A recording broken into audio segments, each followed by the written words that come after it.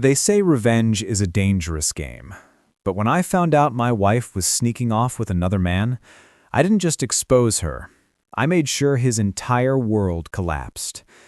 It all started with small things, the kind of details most people would overlook.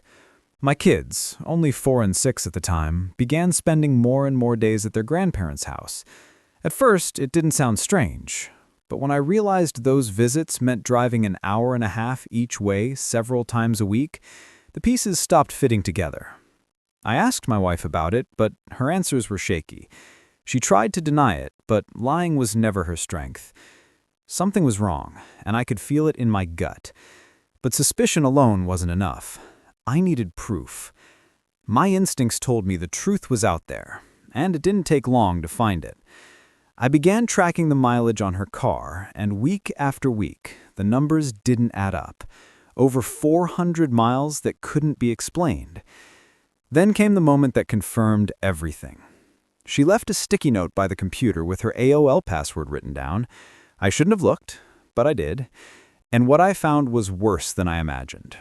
Emails between her and a college friend openly laughing about sneaking around with an old high school boyfriend.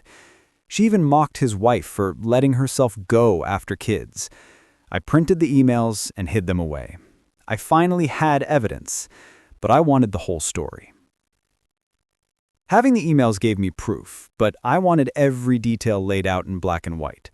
A close friend of mine who worked as a cop connected me with a private investigator named Ron. I handed him everything I had, the emails, the mileage, my suspicions. Within days, he came back with more than I could have imagined. He tracked her routine, dropping the kids off at her parents', meeting her high school flame for lunch, then sneaking into a cheap motel for hours before picking the kids up as if nothing ever happened.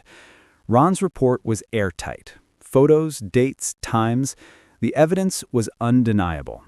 At that moment, I knew my marriage was over, but I also knew I wasn't finished yet. When Ron dug deeper into the man my wife was risking everything for, the truth hit even harder. His name was Bob. On the surface, he seemed untouchable. A married father of 3, living comfortably, working as a vice president of sales at his father-in-law's company. To everyone around him, Bob had it all: the family, the career, the stability. But behind the curtain, he was gambling it all for stolen afternoons in a rundown motel. That's when it hit me. I couldn't just walk away. If he was willing to tear my family apart, I was going to make sure his own perfect little world came crashing down.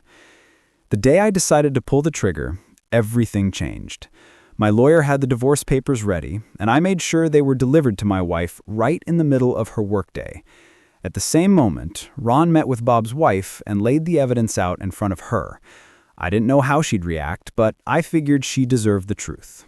And she didn't waste any time. She cleaned out their joint bank account, took the kids, and walked away.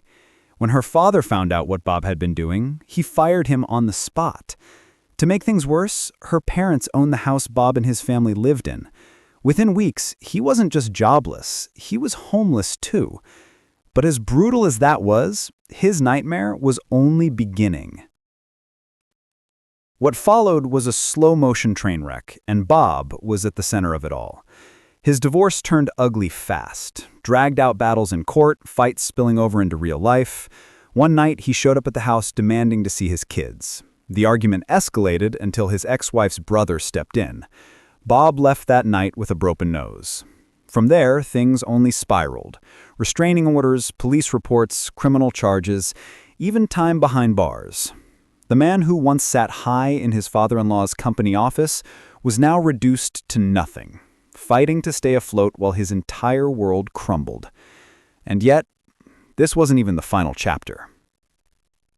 Eventually, Bob vanished. No social media, no trace of him online, like he'd been erased. The last I heard, he left the state, trying to start over somewhere far from the wreckage he'd created. His ex-wife, she rebuilt her life. She went to work for her dad's company and later took it over when he retired. As for me, I moved on.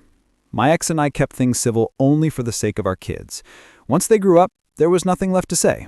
I don't hate her. I don't wish her pain. I just don't care anymore. She's only important in the way she's their mother, and nothing beyond that. In the end, Bob thought he could steal my wife. Instead, he lost his family, his career, his home, and his freedom. And me? I walked away with peace, and the satisfaction of knowing the truth always finds a way to surface.